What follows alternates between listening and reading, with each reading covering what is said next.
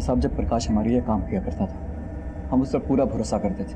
घर से कुछ भी लाना ले जाना हो तो उसको ही भेजा करते थे, लेकिन उसी ने हमारे घर पर डाका डाल दिया। लीजिए भाभी, हो गया आपका टीवी ठीक। कल ही तो ठीक किया था, बार बार बिगड़ क्यों जाता है? नहीं समझे? देखो हमारी आंखों में सुंदर नहीं है क्या हम? अच्छा, हमें ये बात पता चली तो हमने उसे काम से ही निकाल दिया। हमारी जिंदगी दुश्वार हो गई। शर्म नहीं आती तुम्हें? मालकिन होकर हमारे मुलाजिम के साथ। अब तुमसे तो कुछ होता नहीं है।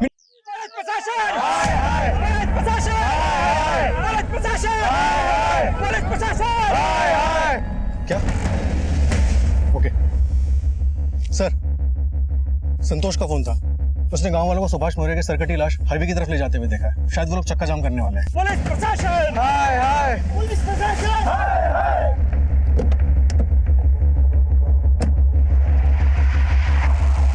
पुलिस प्रशासन! हाय हाय! पुलिस प्रशासन! हाय हाय!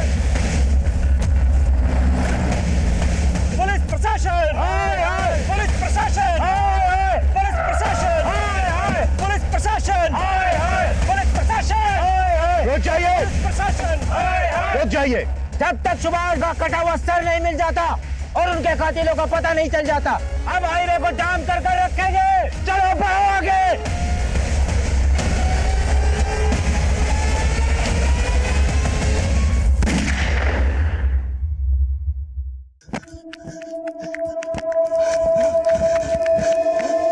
लो अनिल भैया, मार लो भोले बाबा का प्रसाद। अनिल भैया, वो हमारी साइकिल तो आ जाएगी ना? वो बाबूजी पूछ रहे थे, आपके भरोसे उस सरकारी स्कीम में इतना पैसा लगाया है ना। अनिल भैया गजब हो गया। इतना हाफ क्यों रहे हो?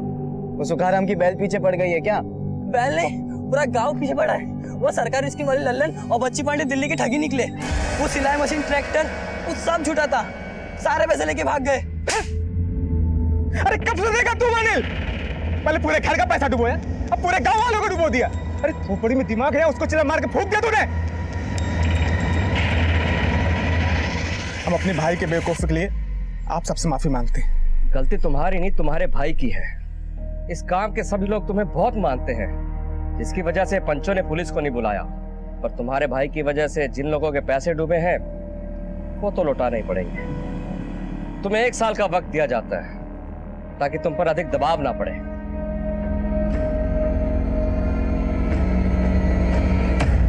अगर 1 साल तक गांव वालों का पैसा चुकाते रहे तो हमारे पास क्या बचेगा? ये बात अपने लाडले देवर से पूछो। अरे मैं कहता हूँ ये झंझटों में पड़ने की क्या जरूरत थी? अरे तो हम क्या जिंदगी भर खेतों में आपकी तरह मजदूरी करते बैठे? भैया आपने तो कभी बड़ा सोचा ही नहीं। अगर दावा सही लग जाता ना तो जिंदगी संवर जाती हमारी। जिंदगी कोई बछड़ा नहीं है जो पैदा होते ही खड़ा हो जाता है। किस्मत और जिंदगी बदलने के लिए मेहनत करनी पड़ती है। भैया मेहनत करने से सिर्फ जरूरतें पूरी होती है, सपने नहीं। चुप रहो, हमारे सपनों के चक्कर में और कितना झेलेंगे हम? अरे तो मत झेलिए ना। अरे अनिल, क्यों डांटते रहते हैं हमेशा उसे? भाइयों के बीच की बात है, तुम चुप रहो।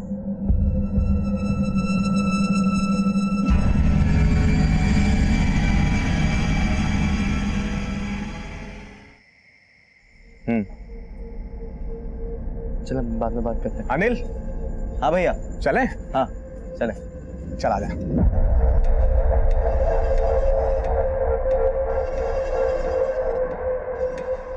दीदी, आप बड़ी किस्मत वाली हो। सुभाष भैया कितना ख्याल रखते हैं आपका। प्रकाश की याद आ रही है?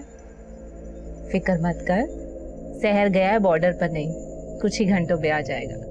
उनके लौट के आने से भी क्या होगा दीदी? वो पास होते तब भी यही लगता है कि कहीं और है वो। उदास क्यों होती है? देखिए सब ठीक हो जाएगा। इन्होंने प्रकाश से बात की है।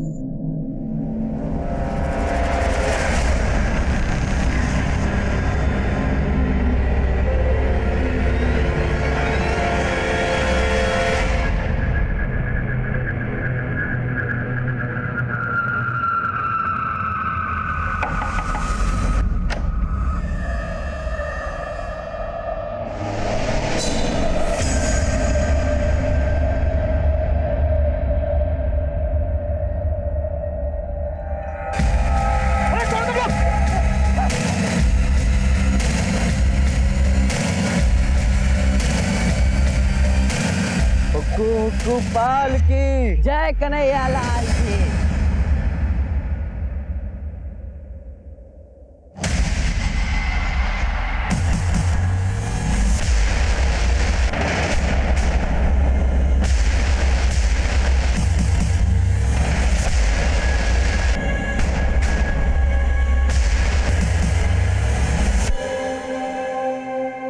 साला तुम में से कोई चिल्लाए ना गोली मार दूंगा।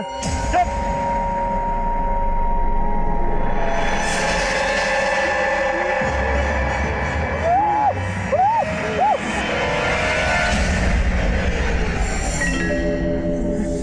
इसको ले चलो।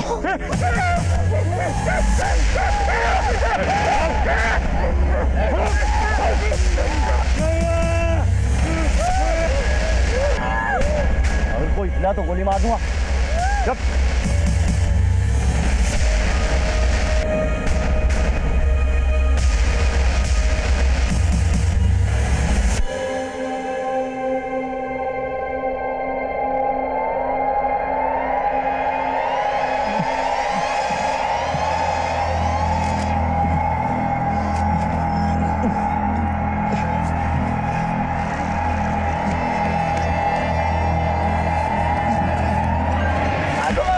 बचाओ बचाओ, डाकू आ गया। डाकू आ गए, डाकू आ गए, बचाओ। अरे जागो जागो, अरे डाकू आ गए, बाहर निकलो सब। अरे डाकू आ गए।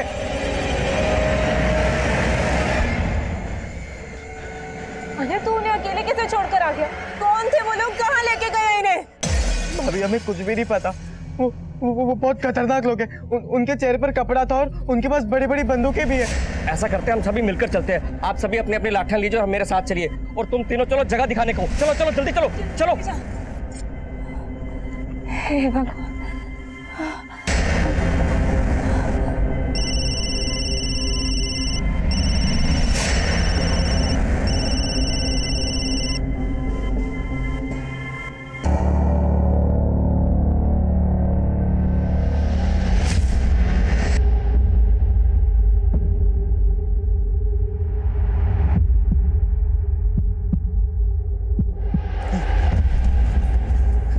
सरपंच जी, ये वही जगह जहाँ पर हम पे हमला हुआ था। वही कई झाड़ियों के पीछे हमें बांध के रखा था।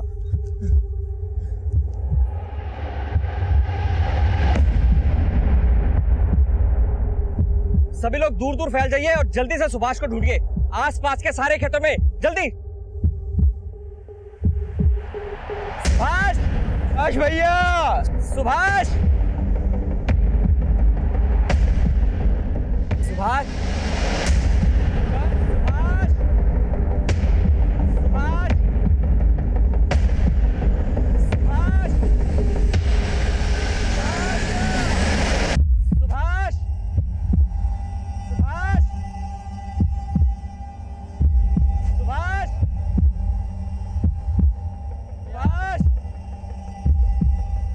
क्या हुआ सरपंच जी? डाकू आए थे, अनिल, पीयूष और धर्मपाल को बुरी तरह से पीटा और शायद वो सुभाष को अपने साथ ले गए। वो कहीं मिल ही नहीं रहा है। क्या? सुभाष, सुभाष भैया, सुभाष, सुभाष भैया, सुभाष, सुभाष भैया, सुभाष, सुभाष, सुभाष।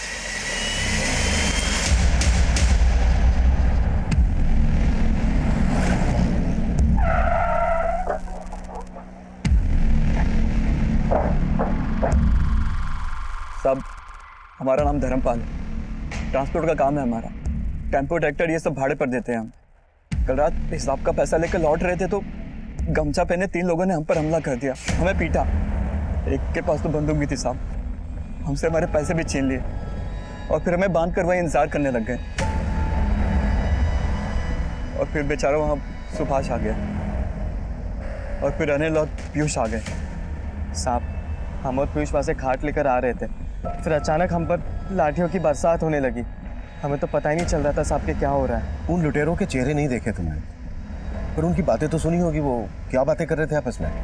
नहीं साहब, आपस में ऐसा कुछ तो बात नहीं कर रहे थे, बस बार बार हमको धमका रहे थे। फिर हम सबको बांध दिया साहब और सुभाष भैया को वहाँ से पीछे की ओर लेके चले गए। और साहब फिर थोड़ी देर बाद हमने हिम्मत की, अपने हाथ खोले और अपनी जान बचाने के लिए भागे साहब। इससे पहले तुम्हारे गांव में कोई ऐसी वारदात हुई है क्या?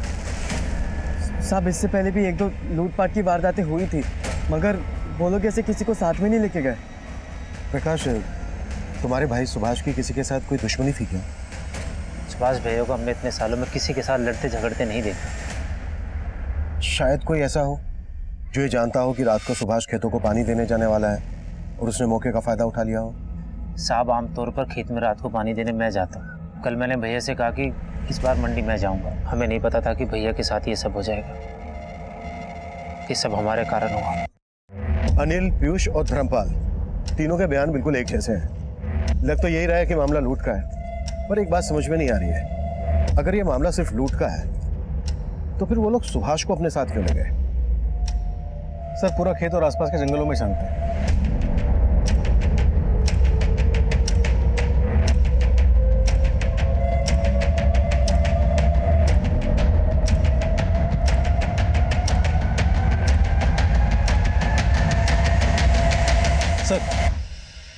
सर, एक लाश मिली है, लेकिन क्या? लेकिन उसका सर गायब है। व्हाट?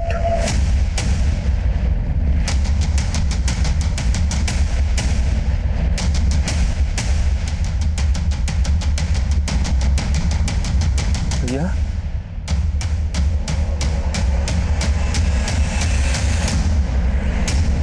श्रीवास्तव, सिर भी यहीं कहीं आसपास होगा, ढूंढो।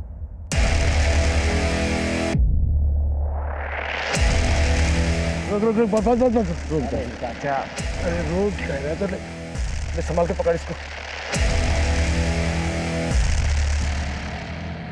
इस आदमी ने परेशान करके रख दिया यार। अरे चाचा यार, तू अपना इलाज क्यों नहीं करवाता? पानी पीता कम है, निकालता ज्यादा है। अब जल्दी कर, वो उल्टी खोपड़ी गिरा देगा। हाँ चाचा, बैठो जल्दी यार, बैठो। बैठे? हाँ चले।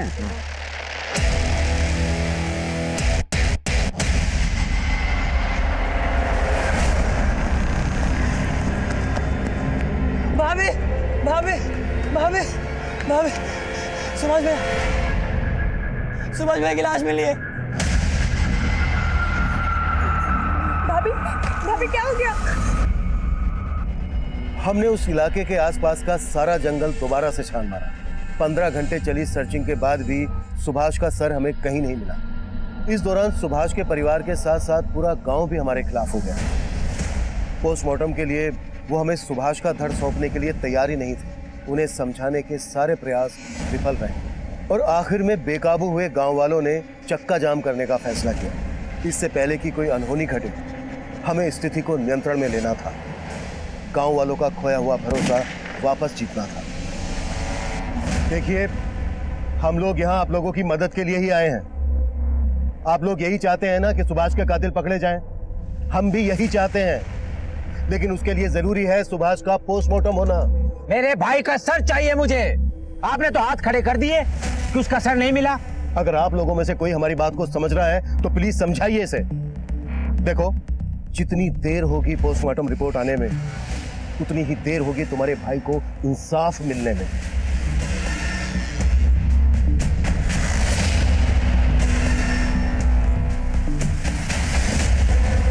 पूरा जंगल दोबारा से स्कैन किया। अगर किसी जानवर ने खाया होता तो अब तक मिल जाता। पूरे चांसेस हैं कि लुटेरे सुभाष का सर अपने साथ ले गए होंगे। लेकिन क्यों?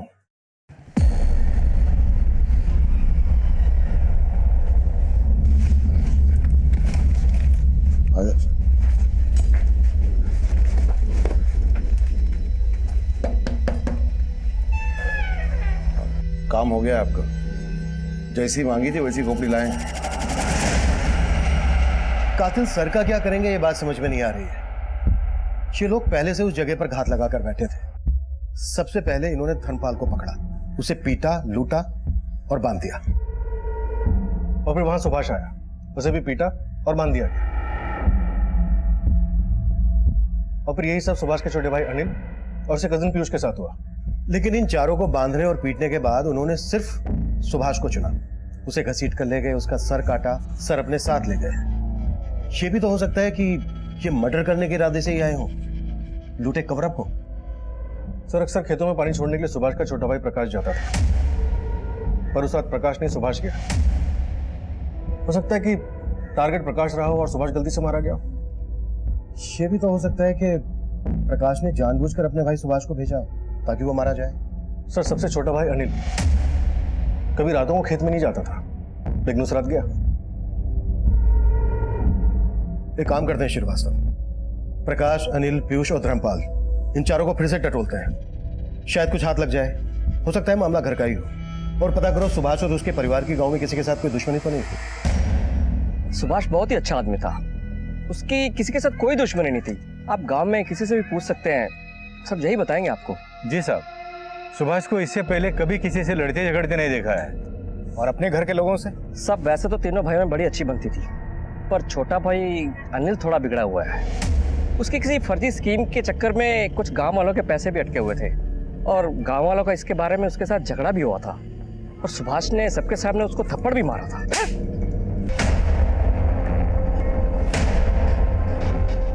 वो दिन क्यों चुना? कैसा सवाल है साहब? बहुत ही सीधा सा सवाल है प्रकाश।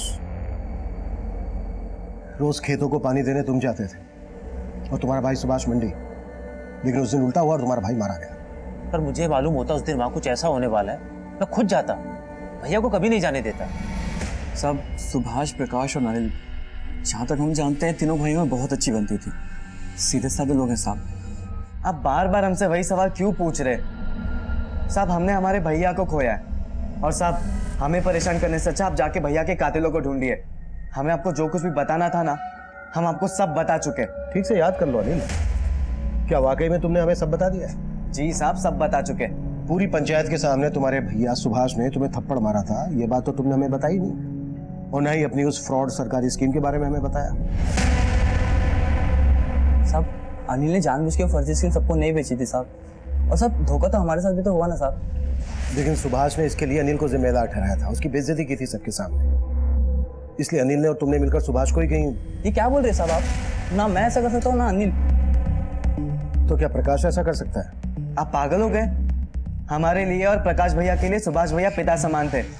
सब कुछ भी बोले जा रहे हो आप। गुस्से की धार अक्सर रिश्तों की डोर काट देती है।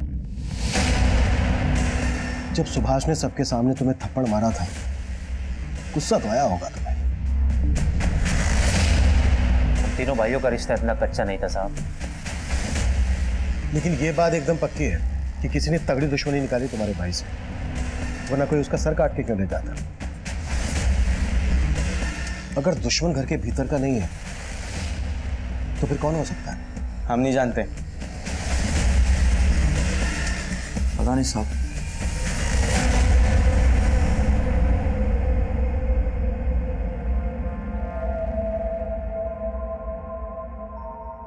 तू बस मुन्ने की फिक्र कर, बाकी सब मेरे को छोड़ दे।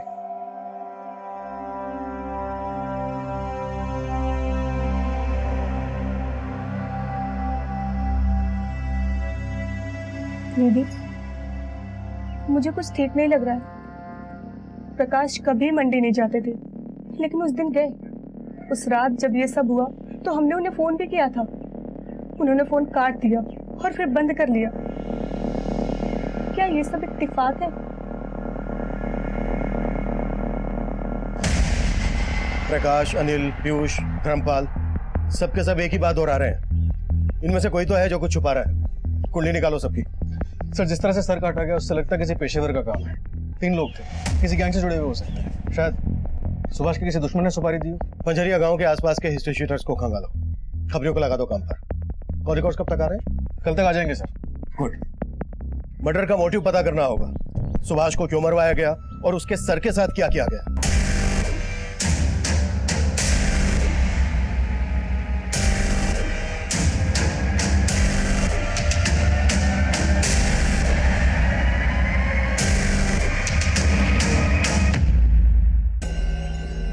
ये लीजिए।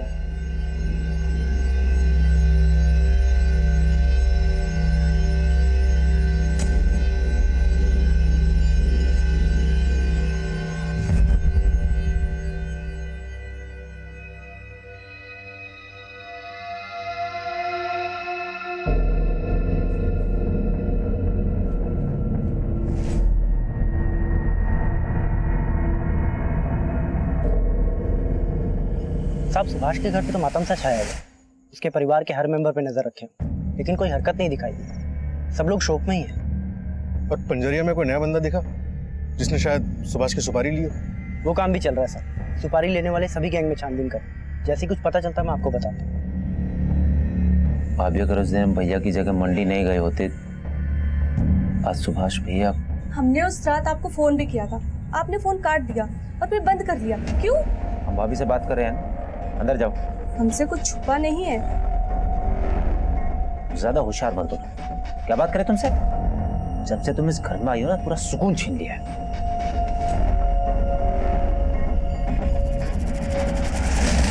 अरे बाहर निकल यार, जब देखो बाथरूम में घुसा रहता है। ये मजा आ गया।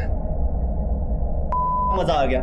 ऐसा थोड़ी ना होता है, इतनी मेहनत की है, पैसे मिले नहीं है। अरे भतीजे थोड़ा ठंड रख, तेरे चाचा ने डबल डील की है। एक कटे हुए सर के 2 इनाम मिलने वाले। देर सवेर तो होती रहती है। इधर ज्यादा देर रुकना ठीक नहीं है, खाकी वर्दी वाले कुत्ते सूंघ लेंगे हमें। अरे भतीजे कहा ना थोड़ी ठंड रख, कुछ नहीं होगा। एक ऐसे ही चाचा भतीजे की जोड़ी देखी थी हमने, दिखने में ऐसा लगता था किसी पागल खाने से भाग कर आए हैं। भतीजे कितनी बार तुमको बोले हमारे रहते जेब में हाथ मत डाला करो। ए, बजा बजा, अब बजा। कितना बोलो? 40। सब इतना नहीं है चाची, कितनी बार बोले हैं घर से निकलते छुट्टे रखा करो।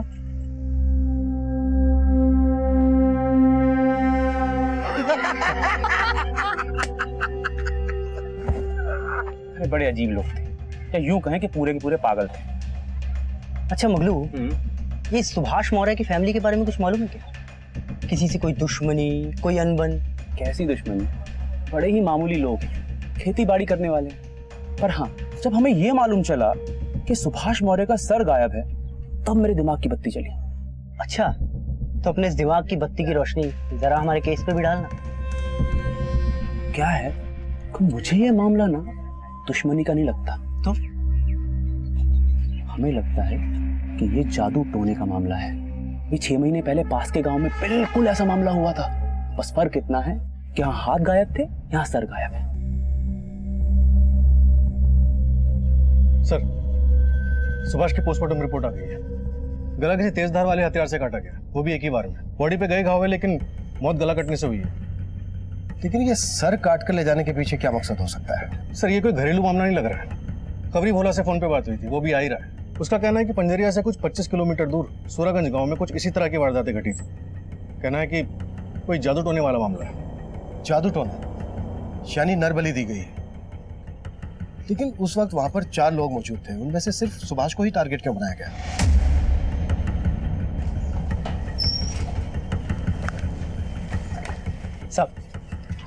सब एक काम की खबर लाया। बोल। वो अपना हिस्ट्री शीटर है ना, विराज बनारसी, पंजरिया में देखा गया।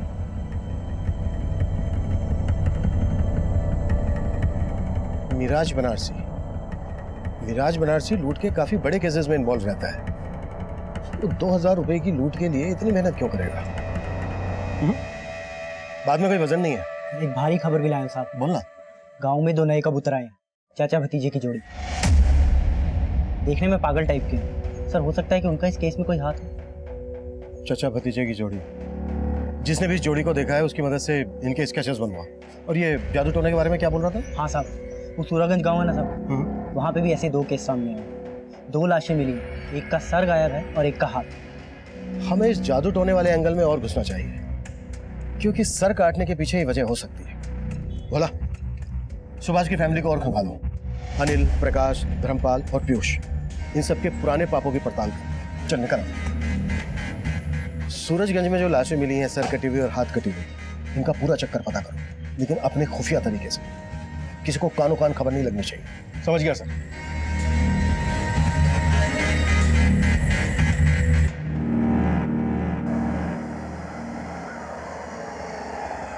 नाम तो हमारा इंद्रजीत है, लेकिन जिंदगी से हारे हुए। राहु केतु किस्मत पे ऐसा डेरा डाल के बैठे हैं कि पूछो नहीं। बहुत उम्मीद लगा के तुम्हारे इस गांव में आए हैं भैया। सुना है कोई जादू टोने वाले बाबा रहते हैं यहाँ पे? बाबू सही जगह आए, आओ मेरे साथ। यहाँ एक बाबा सुल्तानपुरी रहते हैं जो रूहानी ताकतों को बस में करना जानते हैं। ऐसा कोई मर्ज नहीं जिसका इलाज ना हो उनके पास में। बोलो तो मैं मीटिंग करा दूं, मगर तुमको मुझे 1000 रुपये देने होंगे। भैया जितना पैसा बोलोगे दे दूंगा, लेकिन मेरा काम जरा पेचीदा है। कर पाएंगे तुम्हारे बाबा? ऐसा कोई काम नहीं जो बाबा के लिए मुश्किल हो। इधर आओ। मुझे नरबली देनी है। नरबली? हाँ, उसी से मेरा बेड़ा पार होगा। कर पाएंगे तुम्हारे बाबा? हो तो जाएगा, मगर थोड़ा पैसा ज्यादा लगेगा। अरे भैया जय हो सुल्तानपुरी बाबा के लिए चलो मुझे वहां पे। चलो जल्दी चलो। तुम्हारी बिगड़ी बन जाएगी। 2 लाख रुपए लेके आओ और अपनी सभी समस्याओं से छुटकारा पाओ। 2 लाख? ठीक है बाबा, मैं अभी जुगाड़ करके लेकर आता हूं।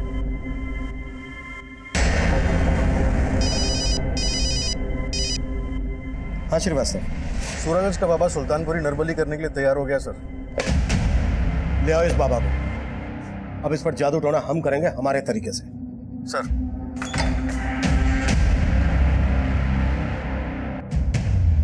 एक और हम जादू टोना और नरबली के एंगल में आगे बढ़ रहे थे, और दूसरी तरफ बाबा सुल्तानपुरी का यूं भाग जाना हमारे शक को और पुख्ता कर रहा था।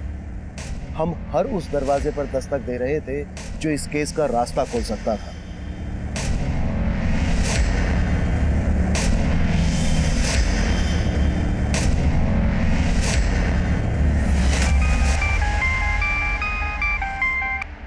हेलो साहब, एक नई बात पता चली है।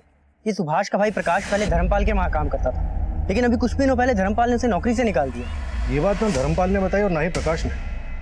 लगता है सुभाष की फैमिली काफी कुछ छुपा रही है हमसे।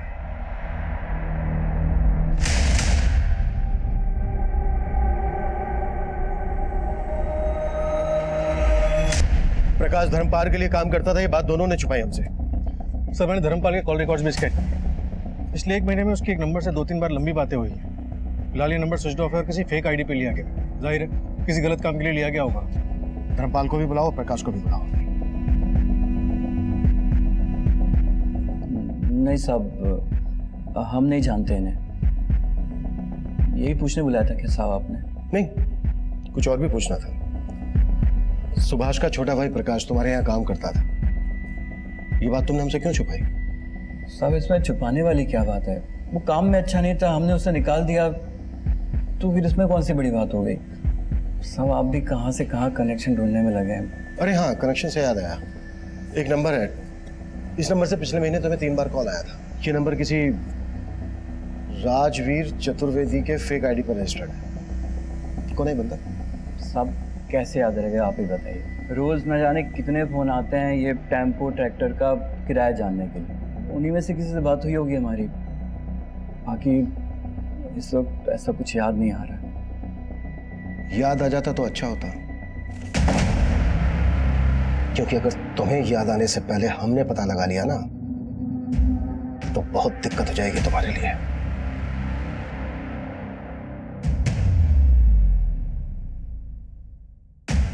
सर हम इन फोटो के बारे में बता चुके हैं, हम इनमें से किसी को नहीं जानते। सर हम धर्मपाल के यहाँ नौकरी करते थे, उसको सही नहीं लगा, उसने हमें निकाल दिया। प्रकाश तुम्हें क्या लगता है ये धर्मपाल मरवा सकता है तुम्हारे भाई को? तुम्हारे भाई की कोई दुश्मनी रही है धर्मपाल के साथ? सर धर्मपाल उस दिन खुद मरते मरते बचा, आप उस पर भी शक कर रहे हैं? आपके सवाल हो गए तो जाऊं मैं सर?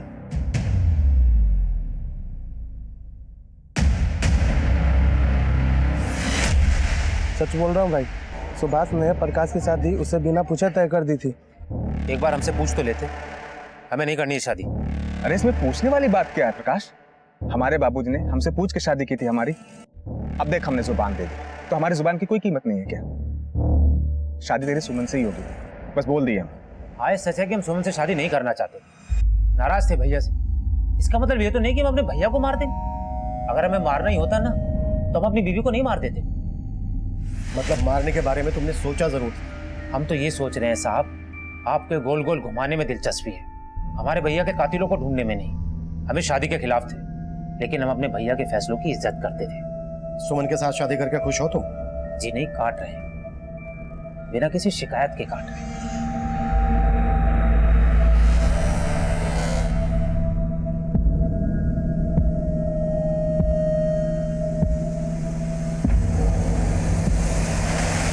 प्रकाश, तुम आग से खेल रहे हो और देखना ये आग तुम्हारे साथ साथ हमारे पूरे घर को जला देगी। सुमन बहुत अच्छी लड़की है, अगर तुम उसका दिल दुखाओगे तो समझो तुमने हमारा और अपनी भाभी का दिल दुखाया है। बाकी तुम्हारी मर्जी। सर, बाबा सुल्तानपुरी के कॉल रिकॉर्ड्स में रेवापुर के ललित चौधरी का नंबर काफी बार फीचर हुआ है। जब मैंने रेवापुर थाने में इस बारे में बातचीत की तो पता चला कि वो गांव का मुखिया हुआ करता था, लेकिन झाड़ फूक और जादू टोने में धंसा होने के कारण लोगों ने उसका बहिष्कार किया और उसे हटा दिया। और सर, इस ललित चौधरी की केस हिस्ट्री भी काफ़ी काली रही है और ये भी पता चला है कि कुछ दिन पहले बाबा सुल्तानपुरी ललित चौधरी से मिलने के लिए रेवापुर गाँव गया था। ये मुखिया इस केस की मुख्य कड़ी बन सकता है। उठा लो इस ललित चौधरी को। सर। कौन सुभाष और ये कौन बाबा सुल्तानपुरी?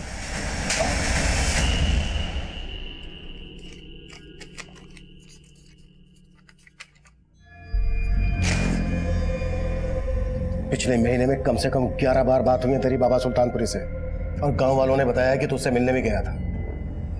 अब जल्दी से बाबा का ठिकाना बता दे हमें, नहीं तो तुझे ठिकाने लगा दूंगा। अरे साहब, गांव वालों को तो पता नहीं किसी जन्म का बैर है मुझसे। झाड़ फूक के झूठे इल्जाम में मुझे मुखिया की कुर्सी से हटा दिया। अब ये इल्जाम, कसम से साहब मैं किसी बाबा को नहीं जानता। सिद्धार्थ, सर इसकी हेकड़ी तो निकाल।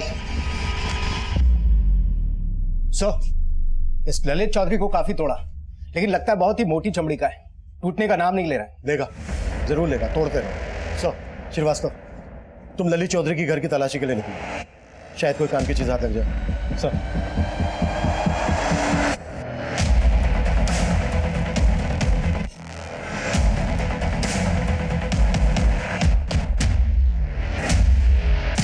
आपने बिल्कुल सही सुना है साहब, ये ललित चौधरी झाड़ फूक में बहुत माहिर है। कई बाबाओं से ताल्लुक है इसके और कई बार तो रात में अपने खेत में जाके पता नहीं कौन सी काली विद्याएं आजमाता है।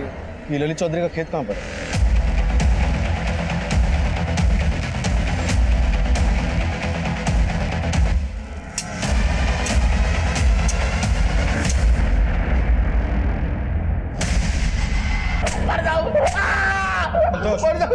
मत मारो साहब, मैं बताता हूँ मैंने ही वो खोपड़ी अपने खेत में दफन की थी, पर मैं ये नहीं जानता कि किसकी खोपड़ी थी। मुझे तो बस बाबा गुलफाम आजाद ने ये कहा था एक खोपड़ी का बंदोबस्त करो।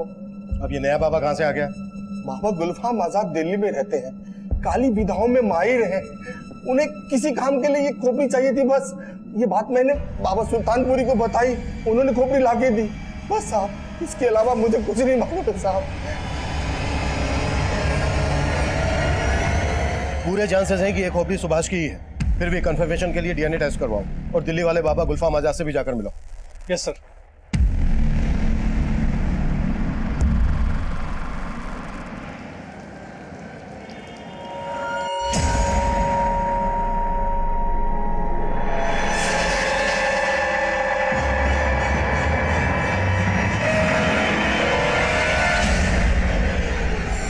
सर, चाचा भतीजा का भी क्रिमिनल रिकॉर्ड रहा है। इनके असली नाम फजलू और बिल्लू है। पंजाब में लूट और मारपीट के 2-3 केसेस में इनका नाम उछला था, कुछ टाइम अंदर भी थे। सुभाष की मौत के आसपास फजलू और बिल्लू पंजरिया में देखे जाते हैं। हो सकता है इस बार ये चचा भतीजे मारपीट और लूटपाट से आगे निकल गए हो, मर्डर की सुपारी ली हो। हिस्ट्री शीटर मिराज बनारसी भी इसी दौरान देखा जाता है। कातिल कुल 3 लोग थे। अगर देखा जाए तो कड़ियां जुड़ तो रही हैं, लेकिन कई सवाल भी खड़े कर रही हैं। अगर हम ये मानकर चलें कि इन चाचा भतीजे ने बाबा सुल्तानपुरी को इंसान की खोपड़ी सप्लाई करने के लिए सुभाष का सर कलम किया, तो सवाल ये उठता है कि सुभाष ही क्यों, अनिल, पीयूष और धर्मपाल क्यों नहीं?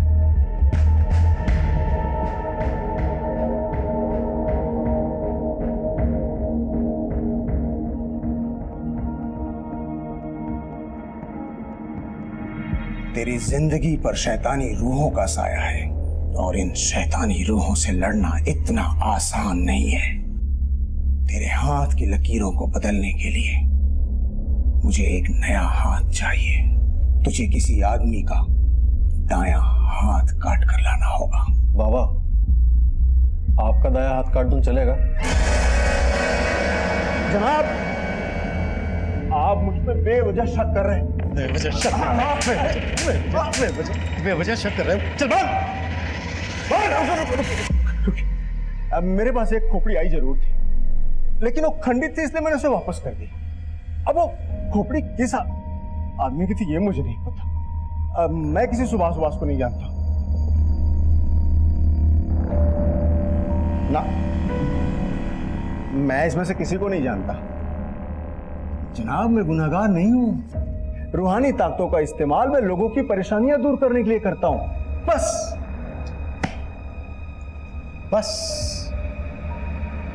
अब खुद की दूर करने के लिए करना, क्योंकि जेल में तुझ पर बहुत सी परेशानी आने वाली है।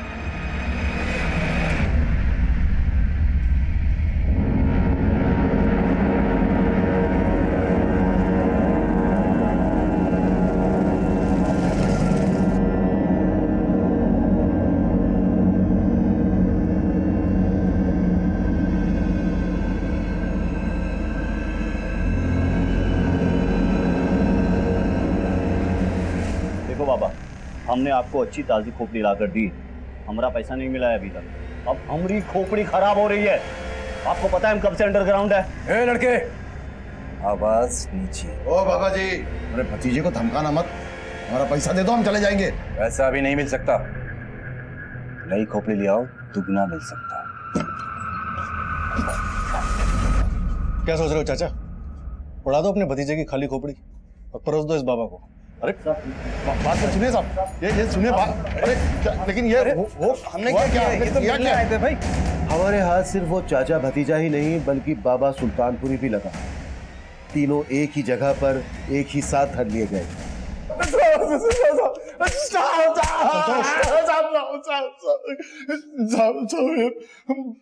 बाबा सुल्तानपुरी बहुत उल्टी खोपड़ी है साहब।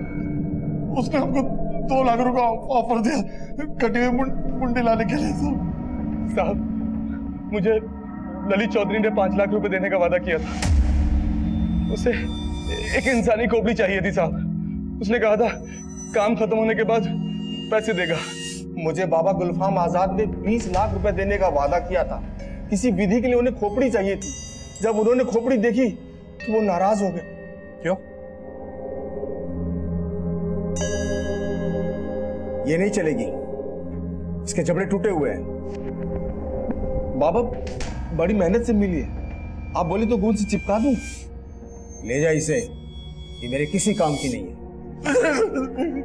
पर सुभाष को ही क्यों मारा? सुभाष के अलावा उस वक्त वहां पर 3 लोग और भी थे। सुभाष को ही क्यों टारगेट बनाया गया? साहब ये चुनाव मिराज बनारसी ने किया है, मर्डर भी उसी ने किया साहब, हमने नहीं किया। एक मिनट, ये मिराज कहां से आ गया बीच में? खोपड़ी की डील तो बाबा सुल्तानपुरी से हुई थी ना तुम्हारी? साहब वो हमें डबल डील मिला था साहब। कैसी डबल डील? देखो, हमको किसी को टपकाने का काम मिला हुआ है, लेकिन काम बहुत फैला हुआ है, हमसे अकेले होगा नहीं। देखो मिराज भाई, हम लोगों ने आज तक कहीं फूल मर्डर नहीं किया है और ना ही करना चाहते हैं। क्यों भतीजे? सही कहा चाचा। पहले पूरी बात तो सुनो। मारूंगा मैं ही, तुमको सिर्फ साथ देना है। देखो, मुझे 1 लाख मिल रहा है, 50 तुमको दूंगा। मिराज भाई फेंको मत, हम जानते हैं आप 2 लाख से कम में काम नहीं करते। तो ठीक है, आखिरी ऑफर 80 दूंगा। बोलो साथ दोगे या कोई और बंदा ढूंढूं? लेकिन हमारी एक शर्त है। कैसी शर्त? मतलब हमको मुनाफा डबल मिलेगा साहब। किसी को मारना भी नहीं पड़ेगा और मुंडी भी मिल जाएगी, जिसकी हमें वो सुल्तान बाबा 2 लाख रुपए देने वाला था। और बनारसी 80,000 देगा। मुंडी काटनी है? मुंडी का क्या करोगे तुम? दरवाजे में लटकाएंगे। आपको क्या करना है मिराज भाई? पेट में छुरा मारने वाले हो, गर्दन में मार देना। फिर ठीक है, मुंडी तेरे को गिफ्ट किया।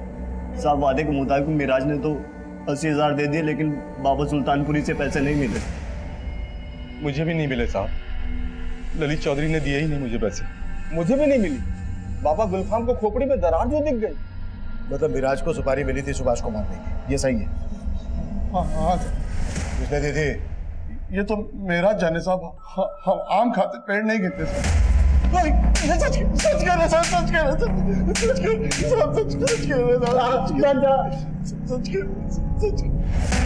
अब ये तो पक्का है कि सुभाष की सुपारी दी गई थी मिराज बनारसी को, लेकिन सुपारी दे कौन सकता है? अनिल, प्रकाश, पीयूष और धर्मपाल, इनके खिलाफ तो कुछ मिला नहीं। सर, धर्मपाल के कॉल रिकॉर्ड्स में एक फेक आईडी से लिया गया नंबर मिला था ना, हो सकता है वो सुपारी उठाने वाले का, मिराज बनारसी का। पॉसिबल है। उठा लो धर्मपाल को। मैंने कहा था तेरे से कि तेरी याद आने से पहले अगर हमने पता कर लिया तो बहुत दिक्कत होगी तेरे लिए। हमें धर्मपाल से मिराज के बारे में कोई लीड नहीं मिली, तभी हमें हमारी खबरियों से मिराज बनारसी के ठिकाने का पता चला।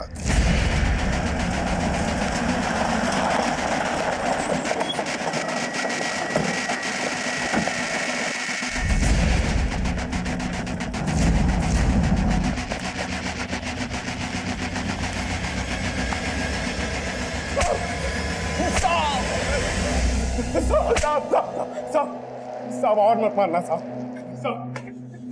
चल हो जा शुरू। सुभाष को मारने की सुपारी मुझे धर्मपाल ने दी थी साहब। उस रात को जो वो सब प्लान के मुताबिक हुआ ताकि धर्मपाल पे किसी को शक न जाए साहब, लेकिन ये गड़बड़ हो गई जो हमने सोची भी नहीं थी।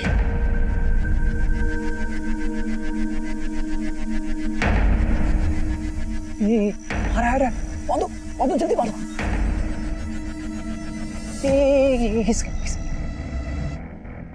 अरे ये तो सुभाष है यार, उसका बड़ा भाई। क्या करें? तुमको जो खोपड़ी चाहिए किसकी भी चलेगी, तो अपने भतीजे के काट कर जा। भाई का बदला भाई से लेंगे। मार दो इसे। हम जानते थे कि बड़े भाई सुभाष ने पूरी फैमिली को जोड़कर संभाल कर रखा हुआ है। हमें लगा कि अगर सुभाष ही मर जाएगा तो उसका पूरे परिवार ही बिखर जाएगा और यही सजा होगी उसके किए की। किसकी बात कर रहा है? प्रकाश की, अनिल की? प्रकाश की। एक वक्त था साहब जब प्रकाश हमारे लिए काम किया करता था। हम उस पर पूरा भरोसा करते थे। घर से कुछ भी लाना ले जाना हो तो उसको ही भेजा करते थे, लेकिन उसी ने हमारे घर पर डाका डाल दिया। लीजिए भाभी, हो गया आपका टीवी ठीक। कल ही तो ठीक किया था, बार बार बिगड़ क्यों जाता है? नहीं समझे? देखो हमारी आंखों में सुंदर नहीं है क्या हम? अच्छा, हमें ये बात पता चली तो हमने उसे काम से ही निकाल दिया। हमारी जिंदगी दुश्वार हो गई। शर्म नहीं आती तुम्हें? मालकिन होकर हमारे मुलाजिम के साथ। अब तुमसे तो कुछ होता नहीं है। मीनाक्षी, खबरदार ऐसी हरकत की तो हाथ तोड़ देंगे। प्रकाश इस घर में आता है, आता था और आता रहेगा, समझे? मीनाक्षी तो बेशरम है, लेकिन प्रकाश को तो समझना चाहिए था। अपनी बीवी को धोखा दे रहा था। मेरा और उसका दोनों का घर उजाड़ रहा था वो। अब हमने उसको समझाने की बहुत कोशिश की, लेकिन वो फिर भी हमारे घर पर आता रहा। तो हमने तय कर लिया कि प्रकाश को हमारी बेइज्जती की कीमत चुकानी पड़ेगी। हमने मिराज बनारसी को उसकी सुपारी दे दी और प्रकाश की किस्मत, उस रात उसकी जगह उसका भाई सुभाष आ गया। लेकिन अच्छा ही हुआ साहब, प्रकाश मर जाता तो छुटकारा मिल जाता उससे। वो पूरी जिंदगी मेरी तरह तड़पेगा, अपनी गलती पर रोएगा। यही चाहिए था मुझे, यही चाहिए था साहब।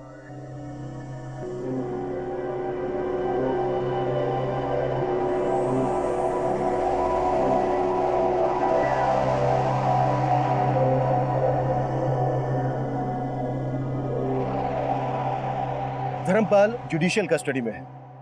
धर्मपाल की पत्नी मीनाक्षी ने कोर्ट में डिवोर्स फाइल कर दिया है और दिल्ली से पकड़े गए बाबा गुलफाम आजाद ने इंटरोगेशन में ये कन्फेस किया कि वो देश के 5 राज्यों में ऑर्गन सप्लाई का रैकेट भी चला रहा था। धर्मपाल के अंदर एक लावा उबल रहा था। उसकी पत्नी की बेवफाई और ताने उसकी मर्दानगी को चोट पहुंचा रहे थे और आखिर एक दिन ये लावा फटा, जिसमें एक निर्दोष अपनी जान गंवा बैठा।